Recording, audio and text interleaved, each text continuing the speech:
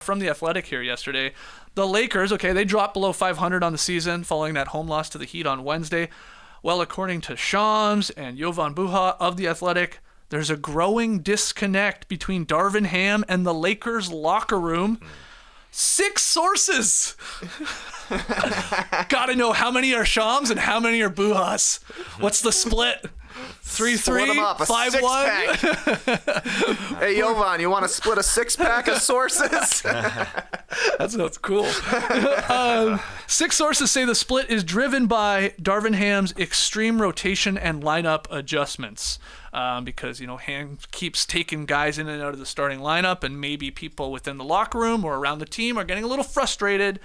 Your thoughts here, TK, on the Ham man? This is what comes with the territory when you are a coach of a LeBron James team. Right. At some point, you're getting on the hot seat. If you have a bad month, you're getting on the hot seat, and I think that's kind of what has happened here for Darvin Ham. And, according to Lakers fans, he should be gone already, and it seems like the team is maybe taking their cues from their fan base as well, because the rotations have been weird. I heard on the Hoop Collective this morning that the starting lineup that the Lakers found such great success with in the playoffs last season has played a total of 3 minutes. That's the perplexing together. part, yeah. And that's the big question. It's like, we had success last season. It seemed to work. We turned the season around with the Westbrook trade, basically, bringing all the guys in. Now, at the end of the season last year, they did get swept. And, Russell was not able to stay on the court.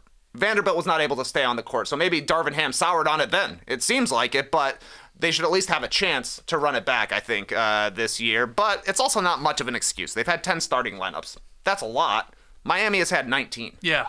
There are teams that are able to fight through tinkering and stuff like that, and the Lakers have not been able to do it despite great health seasons and great performances from LeBron and AD. Yeah. Within the article, it said Ham's decision to bench D'Angelo Russell and start LeBron, Prince, Reddish, Vanderbilt, and AD in a lineup without a second guard ball handler beginning back on December 23rd was considered a head scratcher by multiple parties internally, and maybe that's what sort of led to this task. The article ended with patience is beginning to run thin because, they are losing games here. Reeves talked about the locker room being shitty.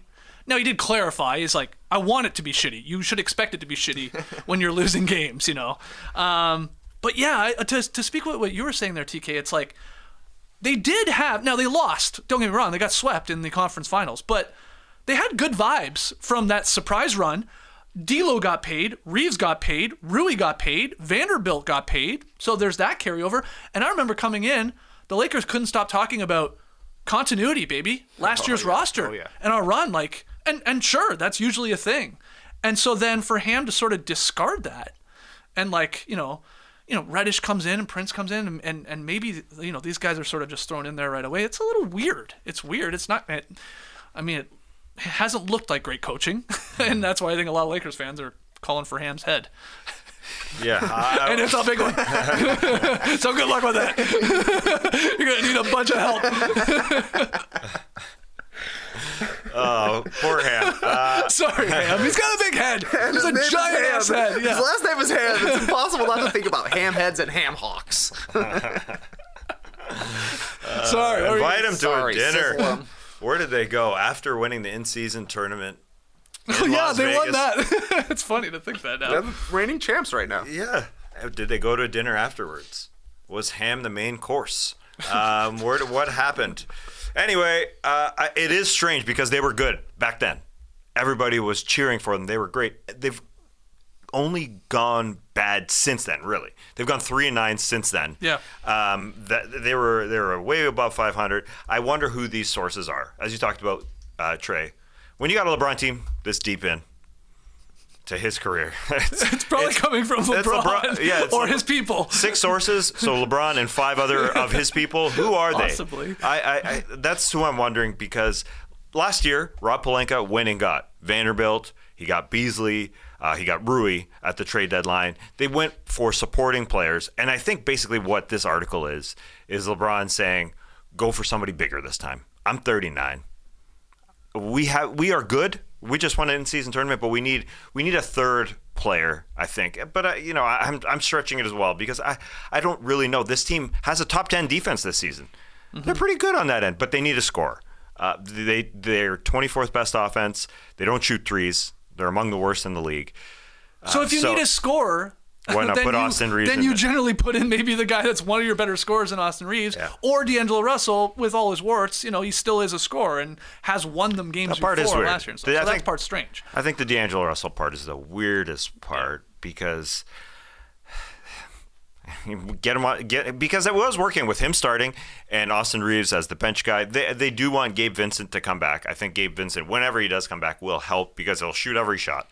And they desperately need numbers. Again, a really good defense, and a bad offense. That's what this team is. So they just need a third guy. I see the Zach LaVine, the Zach attack as a possibility, for sure, just to be another guy. That could be the guy. That could be why this article, why Shams and Jovan were talked to by 6 sources. I just want to know who these 6 sources are. But it could be just, hey, Rob, let's make a trade. Let's do this. I don't know if it's really Darvin's fault here, going from 14-9. They were 15-9 because that championship at the in-season tournament game does not count. That's right. And then things went bad after that. But that's also a sign of what the Pacers did. The Pacers were bad after the in-season tournament too. They turned it around. They did turn it around after getting cold. So I'm not sure what's happening here. If Ham is out, could Phil Handy get his chance to finally coach a team? Obviously been a long-time assistant, went to a lot of finals, generally with LeBron. So there's that possibility. And then I saw a lot of Doc Rivers rumors.